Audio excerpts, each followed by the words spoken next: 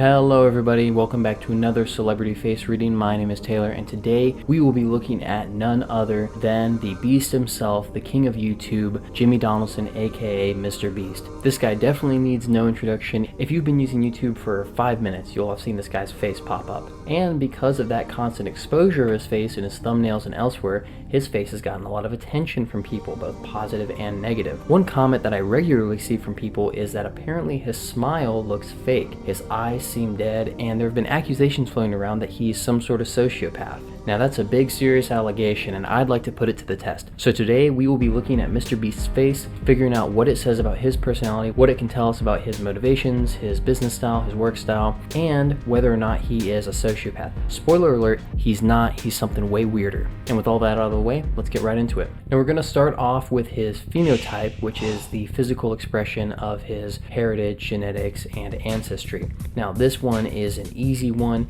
He's obviously Norded. Specifically, I think that he is a pretty pure example of the Celtic Norded phenotype. This is of course the physical type of the ancient Celts and their descendants, especially the Irish and the Scots, but also found throughout England as well. It's the Norded type most particular to the British Isles, and as such it's very common in America as well. And so it makes sense that a proper Scotsman with a name like Jimmy Donaldson would have a pretty pure Celtic phenotype. Okay, so with that out of the way, we can now get right into his physiognomy, face, and personality. We're going to start with his side profile, which will tell us about his temperament and inborn characteristics. As you can see here, he has got a high forehead, a chin that's level with said forehead, and an obtuse angle to his jawline, all three of which are features of the choleric temperament. Now personally, I figured this was the case because this guy is a great example of the choleric temperament. Cholerics are willful, bossy, and commanding. They are highly energetic. They have very little need for sleep. They love work and accomplishment. They just want to work, work, work. They don't care too much about relationships or attention or approval. They just want to accomplish their projects and build their own big things that they want to see in the world. And we can see that Mr. Beast has an almost superhuman work ethic. He seems legitimately obsessed to an almost pathological degree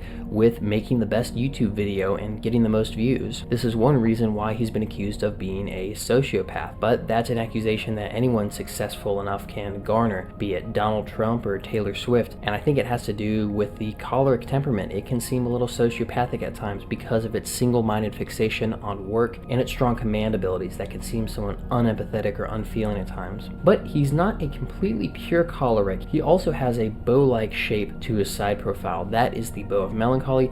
That indicates some added sensitivity and creativity in addition to those normal choleric traits. So he's not a completely dry and cold person. He does have some sensitivity and emotional awareness there. Now before we move on to his face shape, which is where things start to get a little weird, we're going to look at a few of his most significant facial features that are symmetrically represented on both sides of his face. These features being present on both sides of his face means that the personality traits that they stand for are present throughout his entire personality, both in public and in private. First off, he has pretty high set eyebrows, which means that he's very discerning and discriminating. He doesn't really make snap judgments. He likes to take in all the information before making a decision. If I remember correctly, he spent about a whole year, just studying the YouTube algorithm before he even started his channel, which if that's not a highbrow thing to do, I don't know what is. His upper eyelids are also pretty noticeably thick, which shows a strong need for intimacy and connection. Doesn't really sound like a sociopath trait to me. It seems like he does genuinely want connection with people, or at the very least their approval and attention. Now he's got a negative canthal tilt, which shows that he puts the interests of others over his own. He's a bit of a people pleaser. Now just because someone has a negative canthal tilt doesn't mean that they are necessarily a nice or kind person all the time. In fact, sometimes it can lead to resentment because that person is too much of a pushover. I think in Mr. Beast's case, this conciliatory nature, this putting the interests of others over his own, comes out in his charity videos and in his need for the approval of others in the form of his YouTube channel and entertainment brand. He's not a particularly inventive or independent person. He seems to just follow the trends of the day like a jellyfish follows the current. He's also got a wide mouth, which shows that he has strong appetites and he's quite talkative and sociable. So when he goes out there in his videos and does the big thing where he says, "I'm Mr. Beast and today we're doing this, that, and the other, and wow guys, isn't this fun?" That comes naturally to him, actually. There's not too much of a facade going in there. He's a natural socialite and entertainer. Now where I can start to see evidence for the sociopath allegations is when we look at his lips.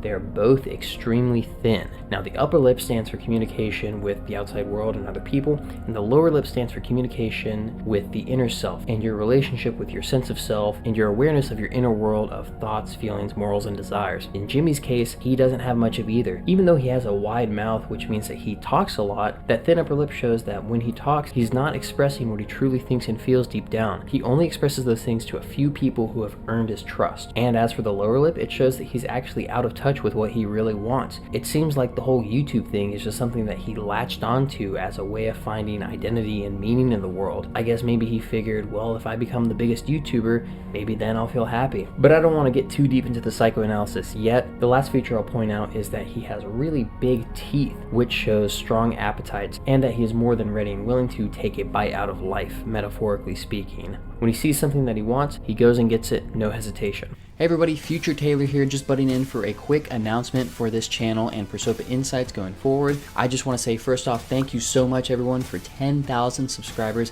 in not that long a time. It's really amazing. The feedback I've gotten has been incredible. Just the sheer amount of orders that I've gotten for face readings has been hard to keep up with, in addition for y'all's insatiable appetites for new videos and new celebrity face readings. And so I'm honored, I'm blessed, God has been good to me. Thank you all so much. Now, to celebrate 10,000 subscribers, I decided to give y'all what y'all have been asking for a while. Ever since I started the channel, I've been getting lots of requests for a face reading course, a full academic style course where you can learn everything you need to learn about face reading and physiognomy, so that eventually you'll be able to do it to the same level that I can with both celebrities and people in your daily life. But the problem there is that I've been studying this stuff for 4 or 5 years at this point, and it would take forever for me to make one full comprehensive course that you could buy all at once. So instead of having a one-time physiognomy course package, I will instead be creating an ongoing Physiognomy Academy through my new Patreon. For just $20 a month, you will have access to my Physiognomy Academy, which will consist of bonus videos in which I go deep into the theory and practice of physiognomy and teach you how to do it. That way you guys don't have to sit around waiting for the course to be done. You will be able to see this information as I put it out, hopefully weekly, but at least monthly. Now, if you're the kind of guy who hears $20 and thinks, geez, dude, $20? I ain't got $20. Well, I have a solution for you as well. If you still want to support the channel and my future projects with physiognomy, phenotypes, documentaries, that sort of stuff, and you would like some direct access to me and my knowledge, you can subscribe to the $10 a month tier, which will give you limited access to some of the Physiognomy Academy materials, in addition to membership in an exclusive Discord server just for my fans. And of course, the $20 a month members will also get access to that Discord server as well. So if you like the channel and want to see more stuff from it, maybe even 2 videos a week instead of just 1, then subscribe to my Patreon, help pay the bills, keep the lights on over here, and help me make more videos that you guys want to watch. Thank you so much again for 10,000 subscribers. Now, back to the analysis. Alright, with those major facial features out of the way, we're now going to take a step back and have a look at his face shape, which will tell us more about the broad strokes of his personality, more of the big picture there, and his personality archetype. Now, as you can see here, his overall face shape is the Jupiter face shape. That's that reverse trapezoid face shape, and that stands for the Judge archetype. This means that he's jovial, gregarious, outgoing, likes people, likes connecting with them. It also means that he's orderly and has a strong sense of justice. He can be somewhat moralistic and judgmental. He likes creating order out of chaos and bringing justice from injustice. I think that this is best shown in his charity videos. Keep in mind, the Jupiter personality's sense of morality is very public-facing. It's the morality of organized religion. It's almost pharisaical in a sense, where it's more concerned with the external appearance and making everyone feel good and creating an orderly, just society. Contrast this with a more Neptunian morality shown by that oblong face shape, which is much more about internal conviction and spiritual purity. However, his face shape is noticeably asymmetrical. If we split his face in 2 and then recombine them into 2 composites showing his left side and his right side, we can see that his left side, which is his true inner self that he shows in his private life and in his personal affairs, has that Jupiter shape, but is combined with a Saturn face shape. This means that in his personal life, he's much more meticulous and diligent. That Saturn personality is the accountant archetype. These people are very detail focused and very fixated on order. They're a natural fit for the choleric temperament, and like the choleric, they can can be willful, bossy, commanding, and a bit unempathetic at times. But if you look at the right side of his face, which stands for the external persona that he's created over time to use in his professional life, you will see that it looks very different in all of these pictures that I'm showing you here. And it has a much stronger earth face shape. That's that square shape that stands for the businessman archetype, which is a perfect fit for that side of his personality, I think. This means that his professional self that he puts on for public appearances is much more level-headed, reasoned, pragmatic, practical, and materialistic. And more so than just the face shape, we see a lot of asymmetry in the features and the general vibe of these two sides of his face. We might even go so far as to say that perhaps there are two people at work here. The first person, the inner self, the person that Jimmy Donaldson was born as and is deep down, we'll just call Jimmy. Slippin' Jimmy even. Now he's got a big inner face. That means that he's very sensitive and a bit stress susceptible. Now aside from that, the general vibe just off the bat is pretty dorky, open, friendly, seems a little awkward. His smile is awkward, but you can tell it's genuine. This is what first tipped me off to the fact that he's not a sociopath. I don't think he is, because if he was, we would see that the left side of his face would have the fake smile and the right side would have the more real looking smile. This is because, of course, genuine emotions are shown on the left side of the face and false emotions are shown on the right side of the face. Just look at this picture of Harrison Ford at Comic-Con. On the right side of his face, he's trying to project this image of, oh hi, I'm smiling, I'm friendly, I love Star Wars fans. But the left side of his face is revealing his true feelings, which is that he hates Star Wars, he hates Star Wars fans, and he does not want to be there.